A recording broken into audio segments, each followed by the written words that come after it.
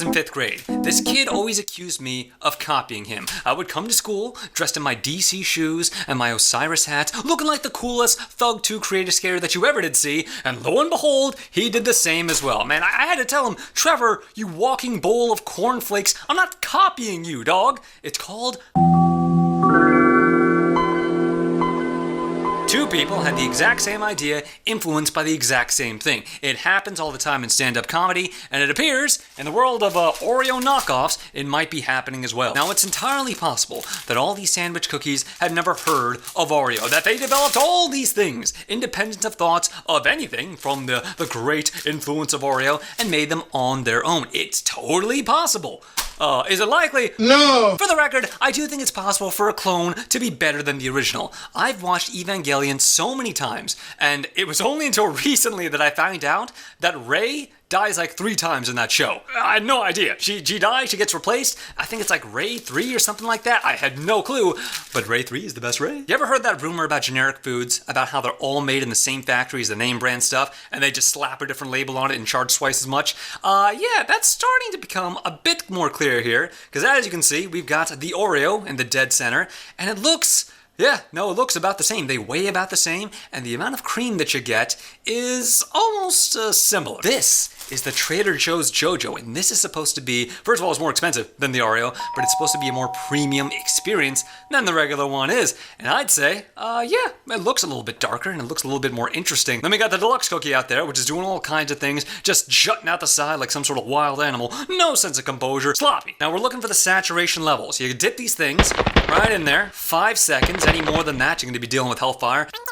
And you take them on out. We're looking for the good amount of moisture that these things can absorb. A good cookie, or at least a good Oreo, the thing that they're the best at, is that they can soak up just the right amount of liquid and not get soggy. The Oreo right there is showing perfect saturation. Look at that. Look at that. Just the right amount where you got the bottom is still a little bit crispy, but the top's still a bit soggy. But the Fancy Pants Premium Trader Joe's cookie, look at this thing, it's saturated. It looks like a friggin' Brockhampton album or something like that. It's too much. It's turning into sludge, man. The deluxe regular, I guess like the generic one, is almost not saturated at all. It's got a little bit in there, but it's almost a bit too hard. And meanwhile, we've got the regular knockoff there, which is, I'd say about on par with the Oreo cookie. You ever seen the anime Parasite?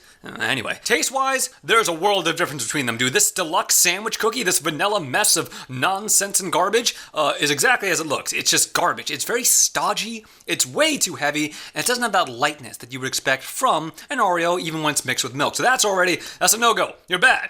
I don't like you. The original Oreo, perfection, obviously. It's got that crisp, it's got that snap. You can dip this over and over again. Man, you can finish a whole thing of Oreo, a whole sleeve like we used to do, and not even feel it, dude. It's perfection. Lackluster, this Trader Joe's cookie is. Now, let me tell you something why this thing costs as much as it does. Their whole thing, and this is something that Oreo doesn't do, is they've got, real vanilla bean speckles inside of it. They try to add that to boost it up to make it seem a lot more premium than it is. Kind of tastes too bitter. It doesn't have enough sweetness, it doesn't have enough tang to it, and it doesn't really taste like a good dessert. Make you cosplay as a toucan, like use a beak to twist and pull apart the 2 chocolates, and then they start asking you to squawk loudly after. No! Anybody that pretends to be an animal is extremely cringe.